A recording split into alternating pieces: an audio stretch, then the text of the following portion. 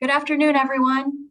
Thank you for spending your lunch hour with us for an exciting PRSA Detroit program, Building Energy for Your Mission, Thrive Habits for Healthy Living, featuring Susan Morgan Bailey, Senior Vice President, Culture and Wellbeing Practice Leader at Marsh & McClellan Agency. I'm Sharon Tatum Garcia, APR, PRSA Detroit Chapter President, and I'd like to welcome you to the program. I'd also like to welcome and thank our valued sponsors. We cannot do what we do without our sponsors, especially this year as we continue to offer free virtual programs. You saw the list of sponsors on the screen before the program began, and you can also see the sponsors on prsadetroit.org. Thank you again, sponsors. And another big thanks goes to our PRSA Detroit Program Committee for organizing this program. We're tweeting live about this program now, so please join the conversation on Twitter. Find us at PRSA Detroit, and please be sure to use the hashtag PRSA Detroit when you tweet about the program. Please connect with us on all of our social pages, Facebook, Twitter, LinkedIn, and Instagram. Speaking of connecting, please post questions in the Q&A box. I will moderate the Q&A at the last 15 minutes of the program. And also please connect with each other in the chat. If a chat topic gains enough traction, I will bring it up during the Q&A for Susan's response. And a little more on connecting, because we know that providing opportunities to connect is an important part of PRSA membership. Today, Susan has graciously offered to stay on the program after it officially ends. So we will have 15 minutes of networking. And if you're interested in this very informal networking group session, simply stay put when we close the program. Again, this will be very informal, and it'll be a chance to connect with each other and with Susan. If you plan to network, please turn on your screen and we'll bring you over to the panel and we'll be able to connect. Quick membership update. Please check the membership page of our website for renewal information. If your renewal is up soon, you'll receive an email from our membership committee with a friendly reminder to renew. Thank you for your membership. And please stay tuned for this year's Diversity and Inclusion program. This will be in late August. And then in late September, right around the 23rd, we're working on a program called Meet the Podcasters with leaders in Detroit's podcast space. September is also PRSA Ethics Month, so plan to sharpen your skills around ethics in September. We are here for you on all of that, and all programs will be listed on prsadetroit.org and promoted on our social channels coming soon. All of that's coming together right now. So now, without further ado, we are so excited to provide the opportunity for you to hear from Susan Morgan Bailey. Susan is a high energy leader with more than 20 years of experience in health, benefits, and education settings. In her role as Senior Vice President, Culture and Wellbeing Practice Leader at Marsh & McClellan Agency, she calls upon her experience to help organizations build supportive cultures that empower individuals to live healthy, engaged lives. Prior to joining MMA, Susan consulted on and led well-being initiatives in a variety of settings from manufacturing to healthcare. She is a certified Culture Talk Partner, SHRM, SCP, and SPHR certified, and holds a BS in education and an MS in health promotion. Recognized for her passion and enthusiasm, she's on a mission to help others live with high energy, good health, and passion for life. Fun fact, she is also the daughter-in-law of the iconic Detroit legend, John Bailey. So, and it sounds like he registered for this program and is intending to support Susan. So I know a lot of members are very excited to know that John Bailey may be attending with us today. So welcome, John. And with that, it gives me great pleasure to turn the meeting over to Susan Morgan Bailey. Susan, take it away. Thank you, Sharon. The host has disabled screen sharing. Maybe the host could give me screen sharing. Hang tight, I can fix it. Thank you, host. The one thing we didn't test before we went live. And John Bailey is on. I messaged to him. Everything's okay up north at the lake. Welcome. think you are good to go, Susan. Should All be. right, let's try this. Yay. I will mute and minimize. Awesome. All right, good morning. Well, it's not morning, it's afternoon. Hello, everybody. I was excited when my former coworker, Dave Whitman, we worked together years ago, reached out to ask me to share a bit about building resilience. In his words, part of what we talked about when we originally discussed the possibility of this presentation, the reason was the PR folks are tired. And I said, well, guess what? The HR folks are tired too.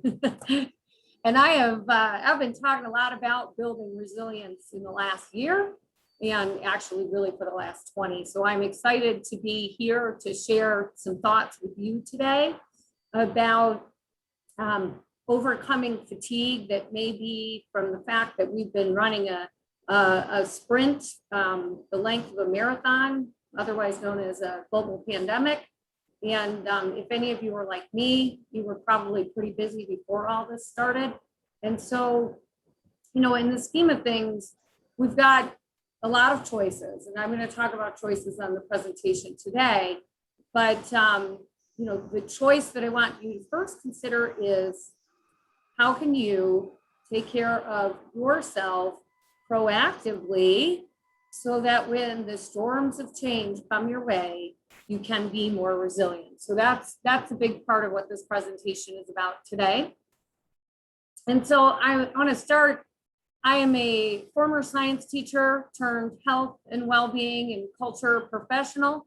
And so I do have a thing for trees, and you know, there's a lot of meaning within the trees and forests, and I can talk about it all day long. But you know, one of the things that I think is important as we think about this is that the metaphor of the tree is really important in the sense that you can see here in this example, there are roots that keep the tree stable and steady. And today is really going to be about those roots. How can you build a foundation to enable you to be stable and steady so when the wind blows, you can rebound back up? It's never too late to start building new habits in this space. And so I'm excited to talk about that today. The other thing that I wanted to call out that I think is really important when we talk about this idea of resilience in trees is a lot of trees live and grow and thrive in a forest. And so there are healthy forests and there are not so healthy forests. And one of the things that we have to think about when we're thinking about self-care and resilience is the space that we are in and whether or not it nurtures and enables us to be well, or whether it makes us feel not so well. So planting those seeds as we go through this, and then we'll move forward through the discussion. So Sharon shared a little bit about me, but just to provide some context, I've been helping companies and individuals take care of themselves and or their employees for years. I do that putting a few different personality archetypes to work in the sense that I am a magician. I like to create and innovate, and I also see connectivity everywhere I look, and I'm all about having fun and discovering new ways to do things. And so as we meet today, I know that many of you are probably in that same boat. I think if you're in the space that you're in with communication, you've got to be creative. But, you know, when we talked about the promotion of this presentation, it included a little bit of a reference to these 4 individuals. So this is where one of the interactive parts of this presentation will happen. So I'm curious, I'll share with you who these 4 individuals are in case you don't know them. We have Danica Patrick, retired NASCAR, female NASCAR driver, top left, Richard Branson, Oprah, and Yvonne Chouinard, the founder of Patagonia. So from you, my awesome participants, I'm curious if you can put in the chat or the queue, probably the chat would be easier. If you can just go in and go to all panelists and attendees and just add What do you think these individuals have in common? If you were to call out some of their characteristics, what do they all have in common? So if you can throw your thoughts in the chat, I would love to hear your perspective virtually in the chat. So ready, set, go. Throw a couple words in there. Highly driven and motivated. Thank you for participating, Rachel. Anybody else?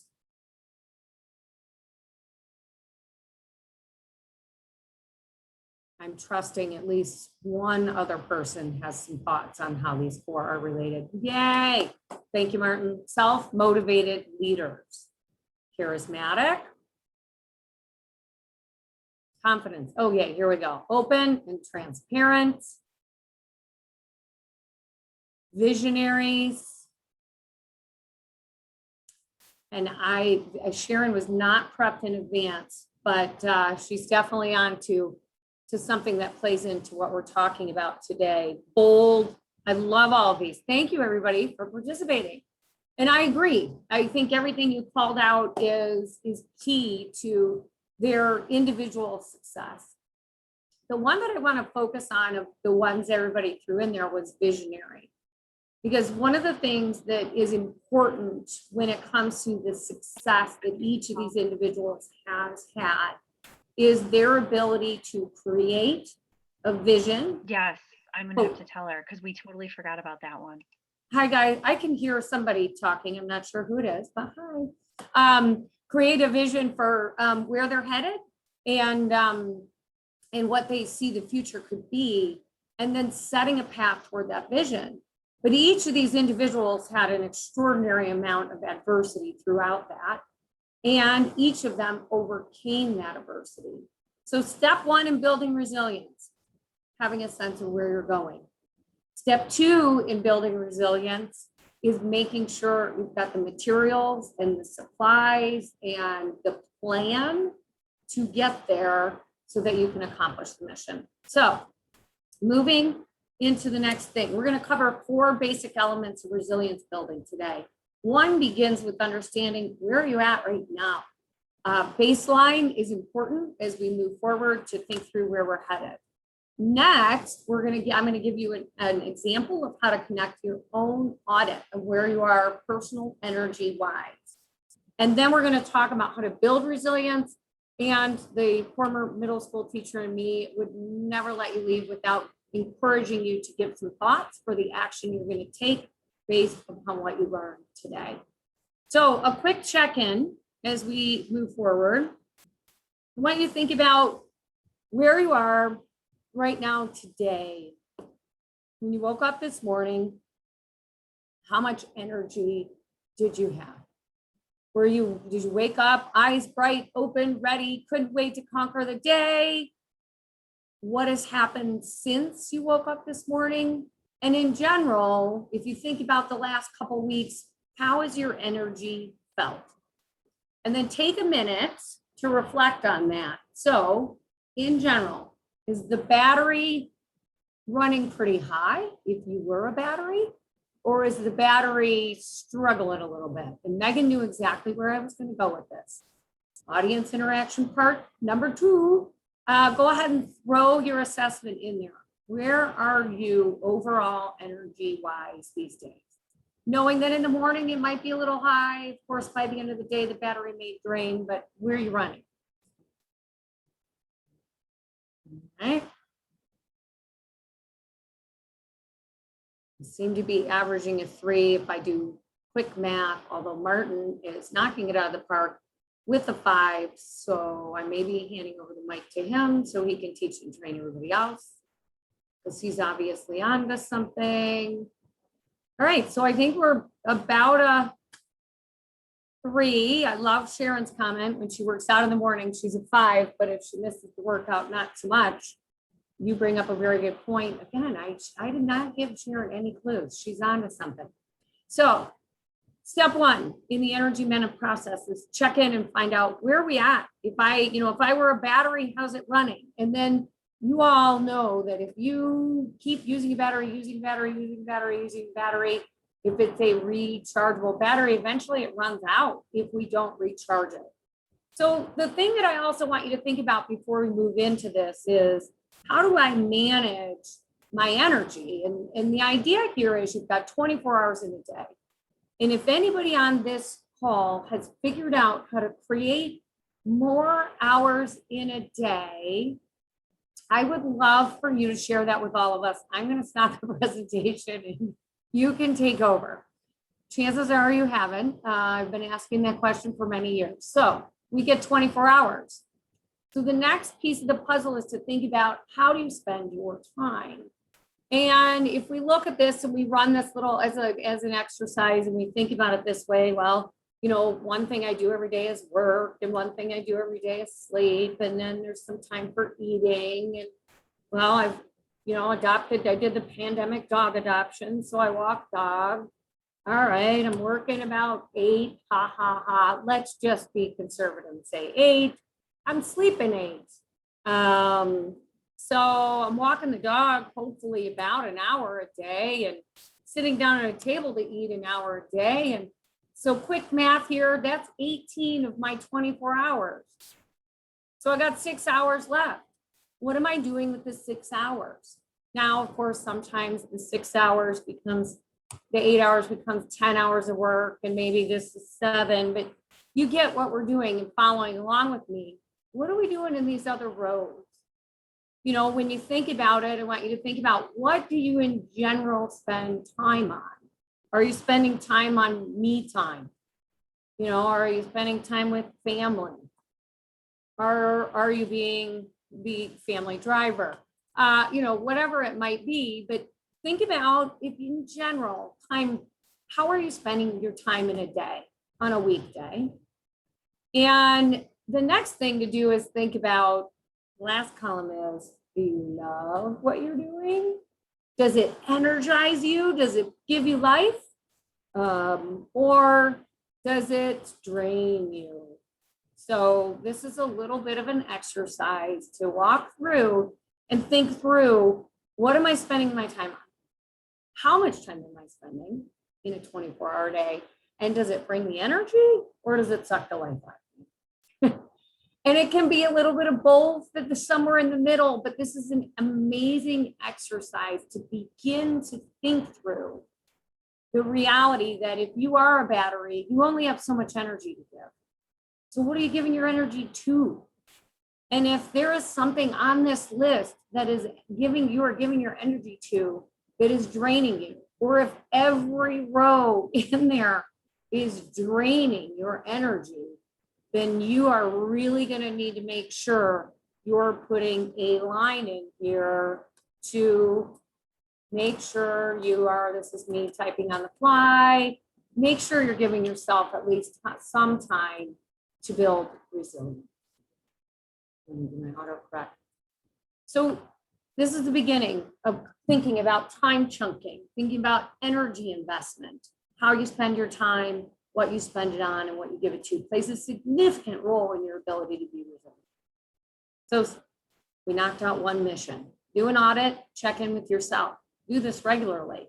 You might consider doing this seasonally, because the way our lives run can be often different. I know in the land of HR, which was all those letters that Sharon read in my introduction, you know, fall, Q3, Q4, we get in there, that's open enrollment season. It's a very different time of year compared to Q1, where we're doing strategy season. So think about it seasonally. Maybe it's family-based. I'm about to head into soccer season for my teenagers, and so that's going to be a focus for me. So making sure we've only got so many hours in a day, how are we spending it? This is a key part of thinking about the stress that we put in our life, because anything that's on that list that you decided today is draining, it's draining your battery. Now, I'm going to flip the script a little bit though, because the reality of stress is it can be positive or negative. One person's stressor can be another person's exhilarating experience. I feel like in the last couple of weeks, I've seen a lot of my friends jumping out of airplanes. I don't know if that's just the thing. And there are some of you on this call that are saying, no, that sounds like the worst thing ever. Highly stressful experience. And yet there are people who are like, I couldn't wait to do it. I can't wait to do it. So one person's stress is another person's stress, or what another person's fantastic experience. And the good news is, this is a part of our theme here, it's a choice. You get to choose whether you see something as stressful or not so stressful. Now, not always easy to choose, but you do get to choose. That said, if the stress comes and comes and comes and comes, and we are feeling like we lack any control over it, AKA the last 16 months of the pandemic, that can lead to a condition known as burnout. Burnout is a very real issue. It is what happens when we take on stress and never take time to recover. Personally, I got very close, the closest I ever have in my life, to burnout in the last 2 months. And part of the challenge with that is I had a lot of stress. We had some stuff going on before the pandemic. Pandemic came. In essence, it's been at least a year and a half of high intensity work stuff about a job I care a lot and I do love. I was still eating well, taking care of myself, taking out, spending time with family. And yet, one of the things I wasn't doing good enough was processing and stepping completely away. And as a result, I got really close to near burnout. And it wasn't just exhaustion. It was that point where I got there and I sort of started to question reality. Like, am I doing the right job? Is this what I want to do with my life? You know, all of this questioning of reality. And I realized through a lot of work over the last couple of months that I was on the verge of burnout. Because what I was feeling wasn't just good old fashioned stress, which I've had throughout my life, but I got to the point where I'm like, I just don't know if I can keep doing this. I love this thing so much, but I'm tired. And so, you know, the difference between stress out and burnout is key. What we're going to talk about today is how important it is to build resilience so that the stress doesn't push over into burnout, which I believe is part of the reason I was able to begin to recover from burnout without ending up in full depression and off the full burnout end of the spectrum. So, you know, in the end, there's a researcher who likes to use this term in for canary in the coal mine. If you're familiar with the analogy, you know that the canary sings in the coal mine and is trained to sing, or we don't use this anymore, but back in the day, when the levels of toxicity and fumes and reduced oxygen in the coal mine would signal that things were toxic. Burnout is the canary in the coal mine. If you get to the point of that, it means you've got a serious problem. And so today we're here to talk about, well, how do we avoid getting to that place? How can we be the palm tree in the hurricane that bounces back after tremendous pressure? So step one begins with thinking about the future. So take a minute and consider what you mapped out in terms of time and how you spend it. And then take a minute to consider what would happen if I kept doing things as they are right now. What does my default future look like? What happens if I don't make any changes? Can you keep going at the rate you're going? Is it all going to work out the way you hope it will? Health, happiness, prosperity, what does it look like? If you look at that and think, something's got to change. This pace, this life, this whatever it is, these stressors, they're not working for me, then capture that too. And then we're going to move into the next phase of building that future that says, well, I want things to look a little different, whatever they might be. And the first step is to start thinking, what advice would you give to a friend? This is the thing. We are really, really terrible at supporting ourselves and amazing at helping others thrive. So the first thing is take a step back and give yourself a really big hug and a pat on the back and say, honey, You've done pretty good given everything that's going on. And I want you to think a little bit about what that self-talk looks like. Are you nicer to your friends than you are to yourself? How often do you tell yourself that you are doing amazing versus language that says, how am I going to get through this? I can't do this. Why did I do this? This was a mistake. So think a little bit about whether or not you're in positive mode, or whether or not you need to be a little nicer to yourself, or whether you're being hard on yourself. Because this is step one. We have got to reset ourselves and teach and train ourselves to be there for ourselves and or encourage ourselves to take some steps. All right, so once you've done that, we're going to build into the keys. So one of the best things you could do is have it to thriving and resilience is have a support team. Support starts with you. You have to be your best friend and your best supporter. And then you need to think about, okay, who do I need there to be with me? If I'm with me, and this is what I start with counting on, you've got two options for making sure that you are being as supportive to yourself as possible. So we all have heard the serenity prayer. Please grant me the courage to accept the things I cannot change, the courage to change the things I can, and the wisdom to know the difference. And this slide does a brilliant job of depicting how there are always options. There are always things we can change in any circumstance. We can change what's in our mind, and we can work on changing the habits that contribute to our well-being and ability to thrive each day. So when you think about mindset, one of the first keys of a resilient mindset is to stop spending time focusing on wanting things to be different. We invest a lot of energy in worry, and we invest a lot of energy in wishing that things were different. So step one, accept things as they are. Begin by working with what you have and make a plan to move forward. When we circle back to the example I shared in the beginning, each of those individuals had a reason behind why they wanted to be successful. If you listen to the life stories of each of those individuals, they all had purpose in their mission. So a why is key to beginning to move forward. Why helps us stay rooted in purpose.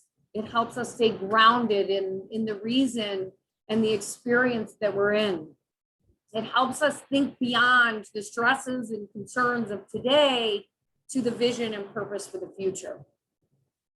I actually heard a statistic or an idea today, and it was 5 by 5. Don't spend more than 5 minutes thinking about something that won't matter 5 years from now. And if we're on a mission to get somewhere, whatever that might be, being really clear on where we're headed and how we're going to get there is essential.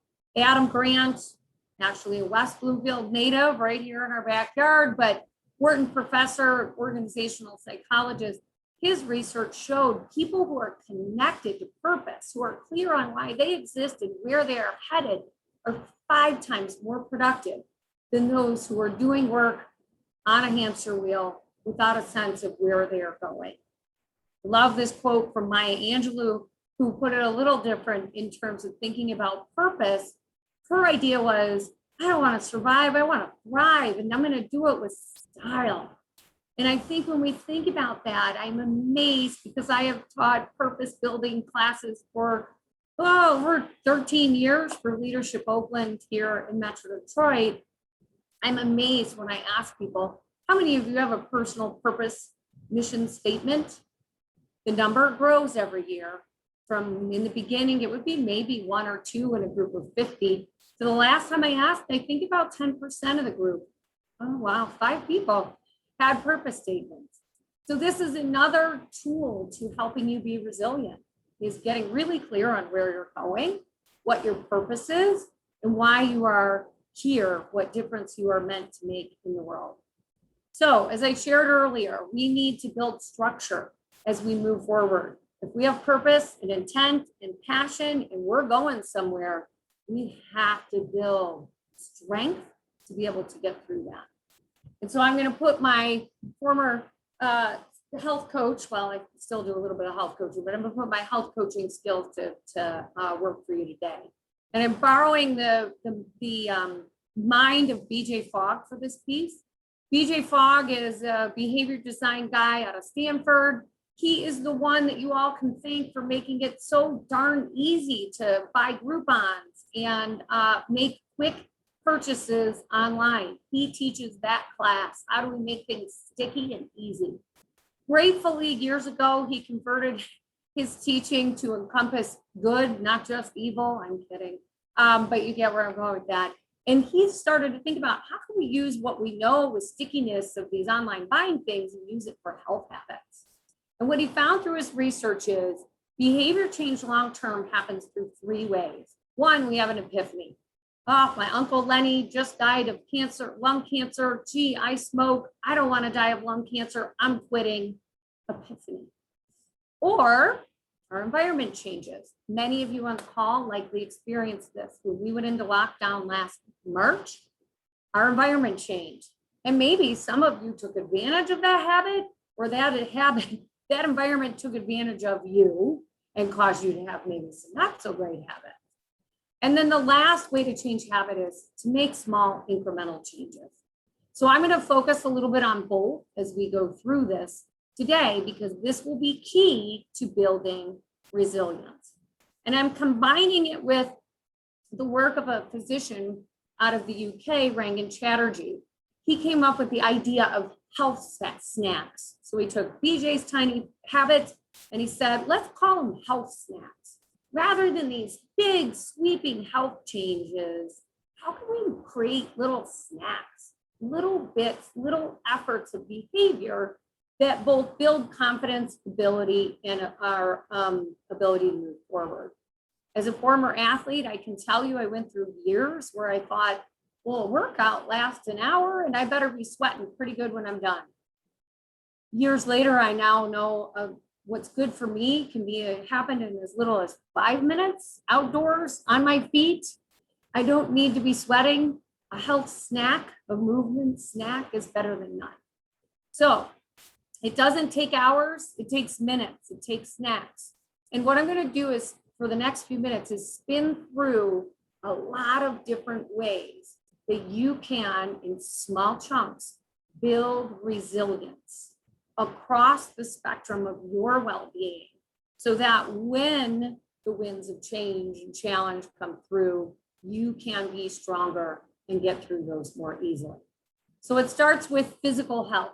So when we think about physical well-being, moving is awesome.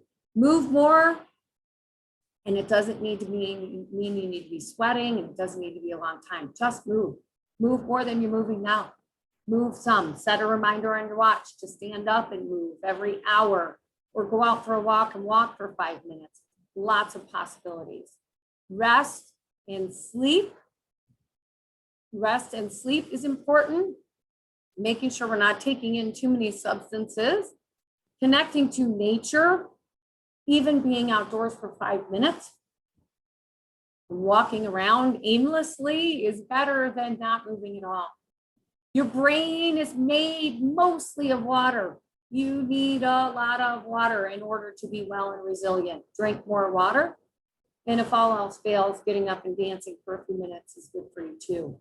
So these are all good reminders for physical. So before we move on, grab the one. I think I could add that to my day, or amplify it if you're already doing it. The next one is food is fuel.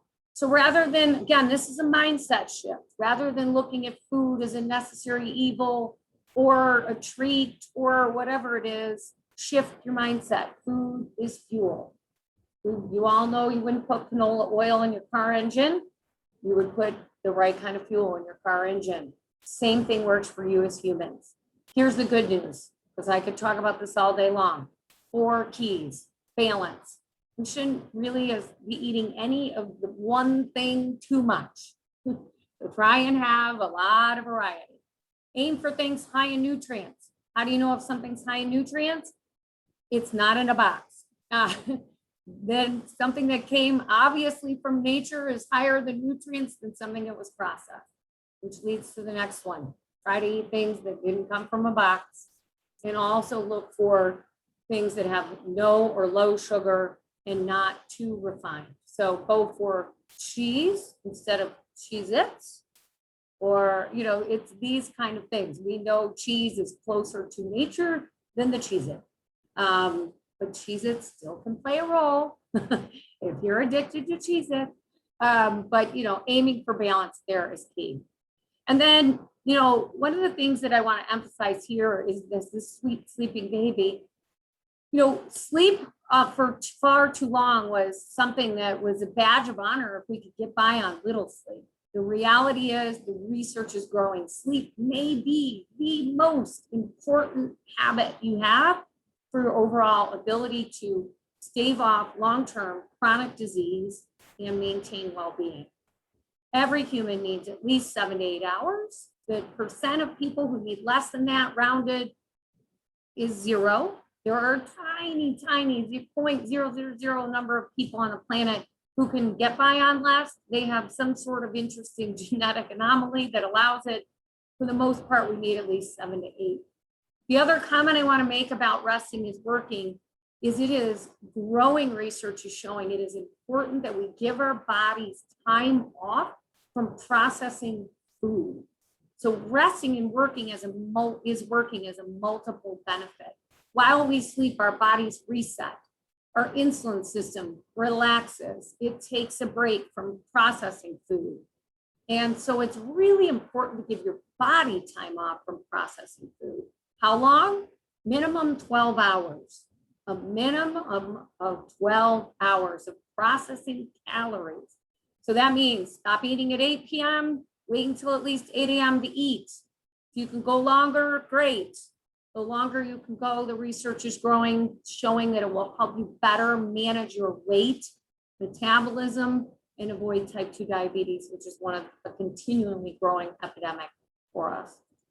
All right, social support is life support. I shared earlier, my slides are going crazy, that the people you spend time with are significantly impactful on your resilience. In this space, next to sleeping, social support might be next most important. As a matter of fact, your social network or lack of a social network is as impactful on your health as smoking a pack of cigarettes a day. No social support, life expectancy goes down. Yikes. Imagine the impact of the last year and a half as it comes to social. Thank goodness for Zoom, even though it drove us crazy. So if you are not taking time to make a phone call, shoot a text out, have some FaceTime with those who love and support you, it is 100% worth it for your overall well-being and ability to be resilient.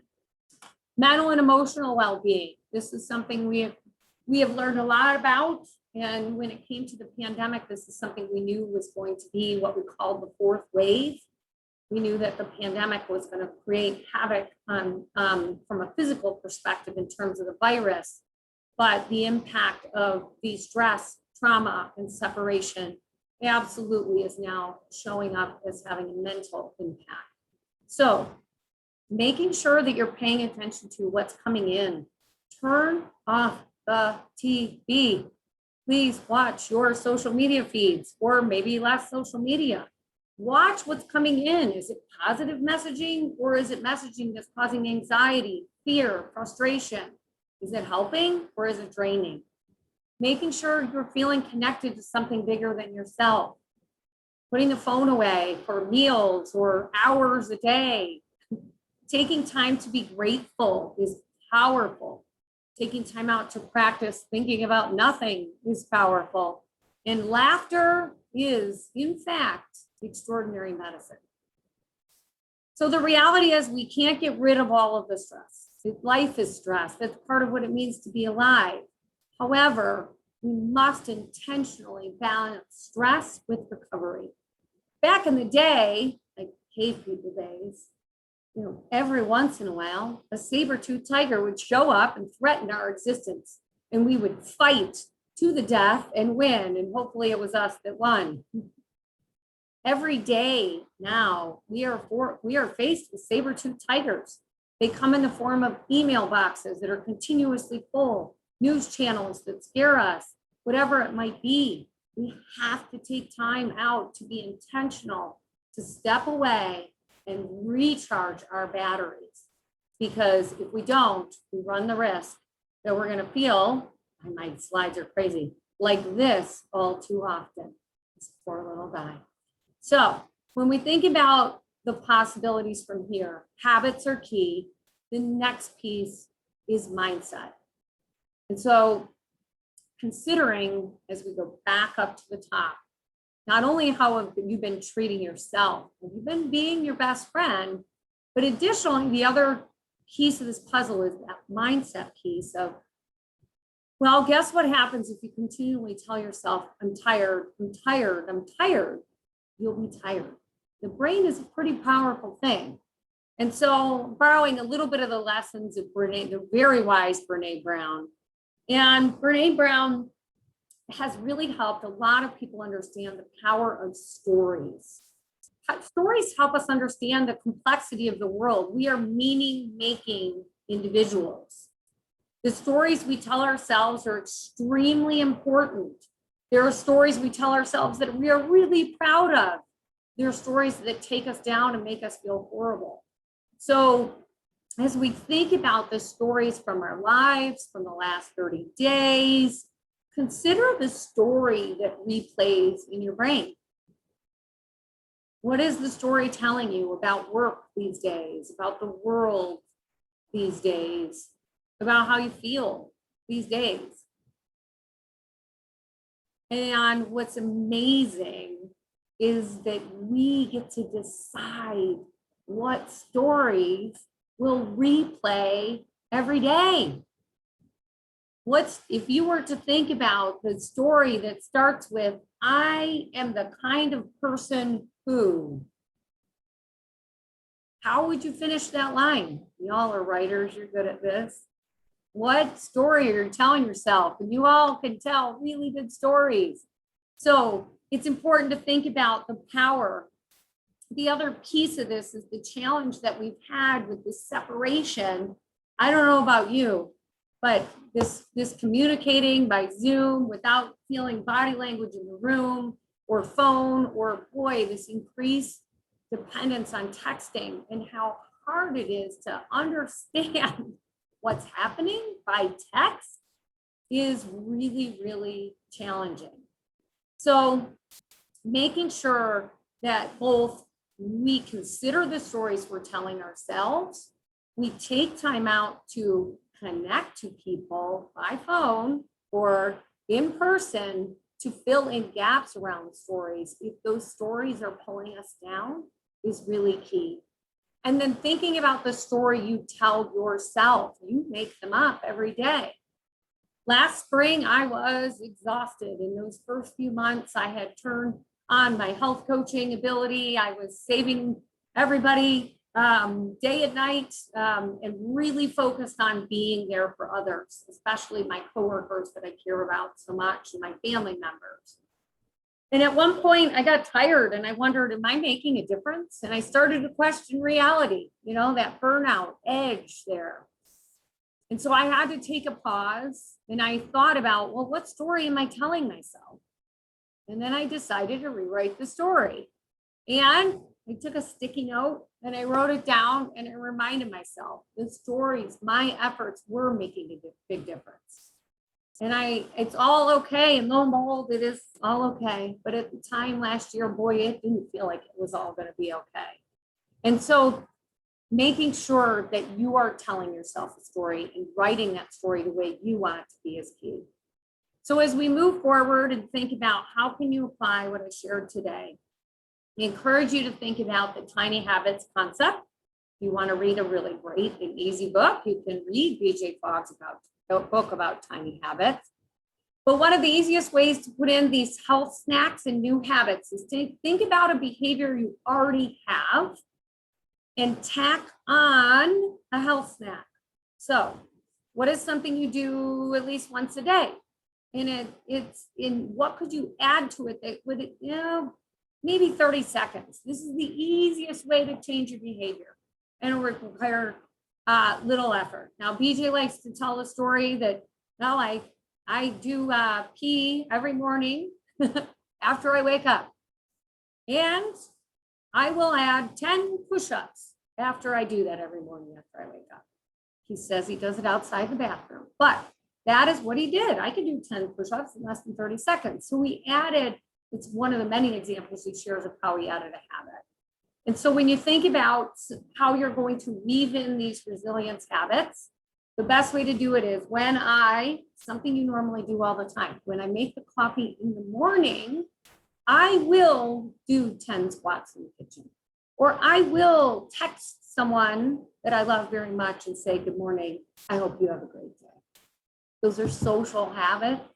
Those are examples, but take the thing you already do. It's a habit. It's not a non-negotiable, and tack something on. And this one should say, each time I have a negative thought, I will speak of one thing I am grateful for. These are all examples, but this is a formula for creating new habits in your life. And so I'll wrap by sharing, I called upon a number of resources. And if you are like me, a continuous learner, obsessed with growing and improving my ability to be resilient, I want to share a few resources with you as we wrap up. First, I referenced Rangan Chatterjee. If you love podcasts and or books, Rangan has a podcast called Feel Better, Live More podcast. And he's got a book called Feel Better in 5, and it's all about those 5-minute health snacks. So you might consider checking out the Feel Better, Live More podcast. Adam Grant from West Bloom, he has a podcast called Work Life. He's a really extraordinary teacher and done some great work, easy to read. He's got several books out there too.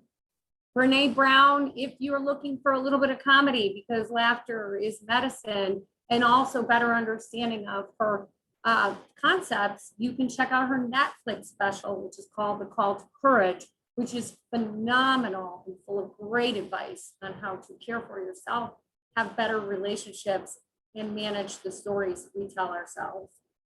I shared BJ's book. And then the last resource I'll share is a little self-promotion. I have a podcast that last year was heavily focused on individual resilience. I talked to a lot of extraordinary experts in the space on how to build your own resilience. We've pivoted since then back to the focus of the podcast, which is about building a resilient company. And so you are welcome to check out that podcast too. And so as we wrap, before we head into questions, the good news is we always have an opportunity for change and evolution.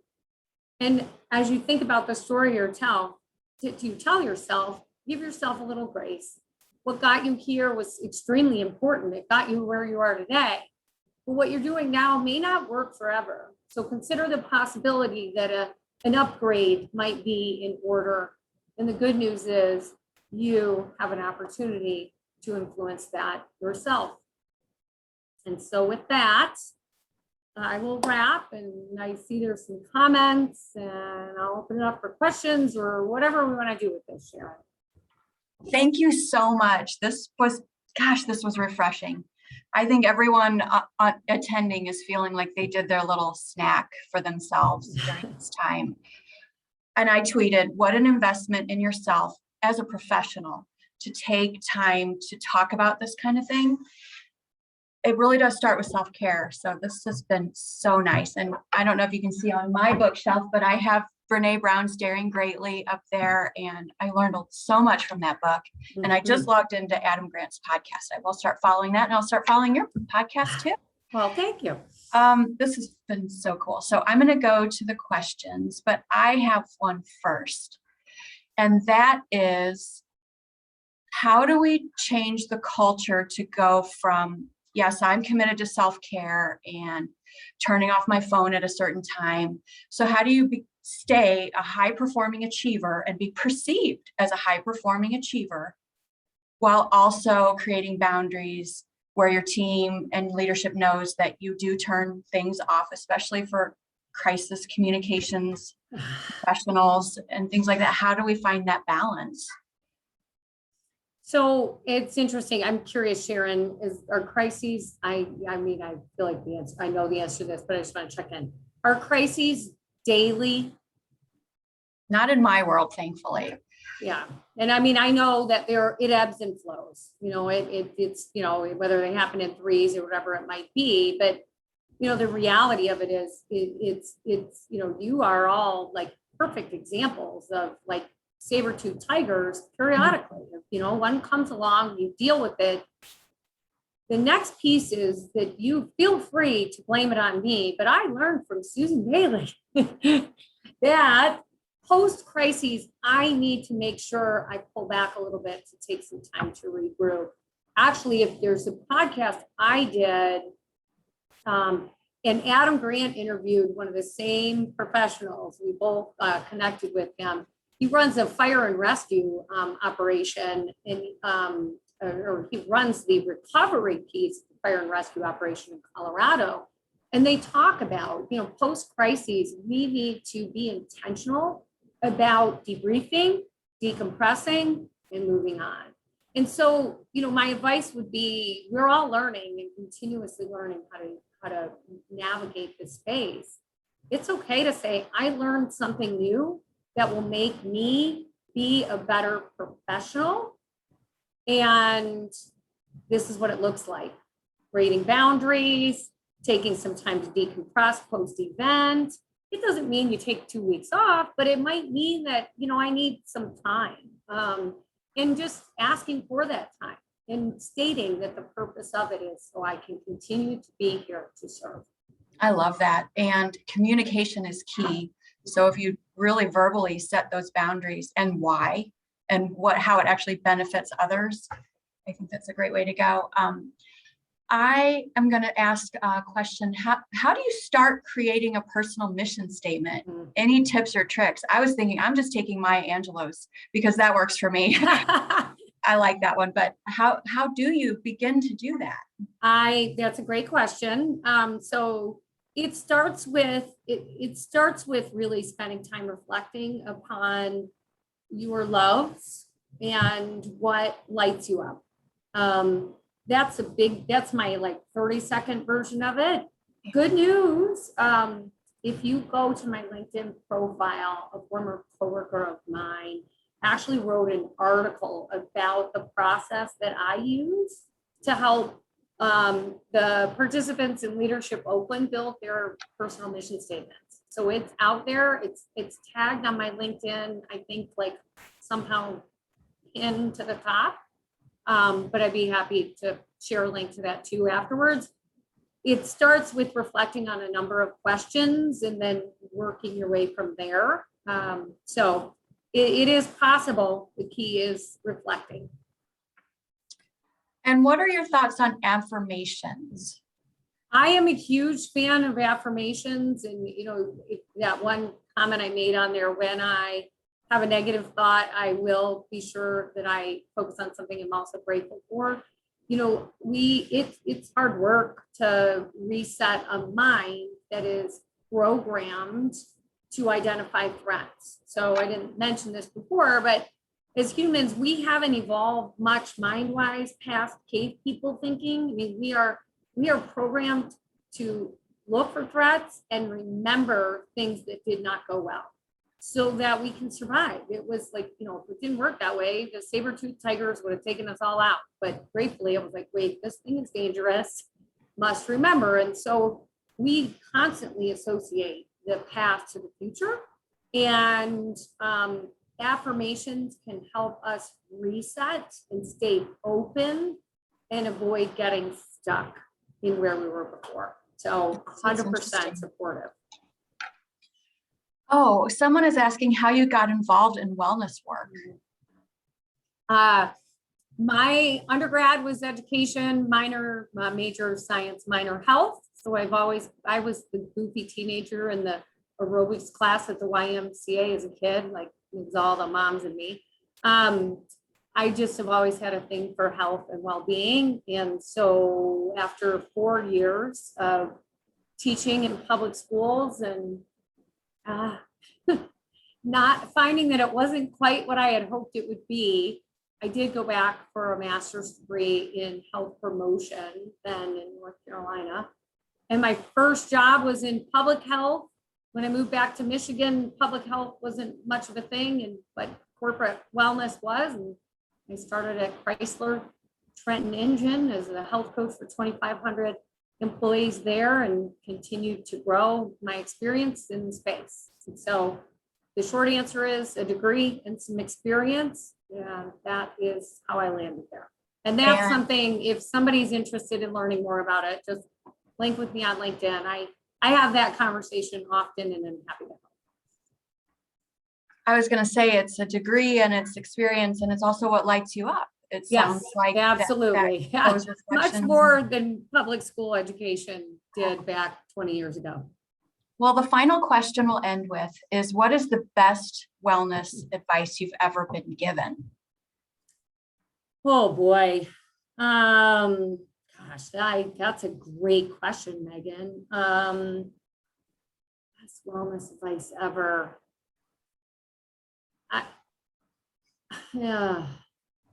I'm going to go with mindset. The power of the mind. One of my mentors and favorite humans ever was a wellness professional named Bill Bond, who fought and almost won, but fought cancer for the last 10 years of his life. And through that experience, watching him thrive, seeing him choose the terminology, I'm going to be a cancer thriver versus survivor, and just all the way until the complete end, watching him choose a mindset of possibility has, I've seen the power of that and learned a lot from him before he passed. And so mindset is for me such a key and so much potential in there for your overall well-being in every sense of the word. Interesting. Yes, that tracks with what you were saying earlier about small habits, and all of that leads up to mindset. Well, thank you, Susan Morgan Bailey. I want to thank you, and I know our attendees appreciate you joining us for this awesome presentation. Members, stay tuned. Go to PRSADetroit.org for all of our upcoming programs. Everything is being firmed up now. And I just want to thank you again, Susan, so much. And for the people who want to mingle and network with Susan, just stay on the line. And once the program officially ends, we'll bring you over so we can all see each other and talk to each other. Megan, thank you for putting the LinkedIn article into the chat. And then connect with Susan on LinkedIn. And if you stay for this little networking sesh, she'll have a face to a name, which will help when you connect with her on LinkedIn. So again, thank you all for joining us. We'll see you soon. And thank you again, Susan, for this awesome program. Have a great day, everybody. Thank you. Bye.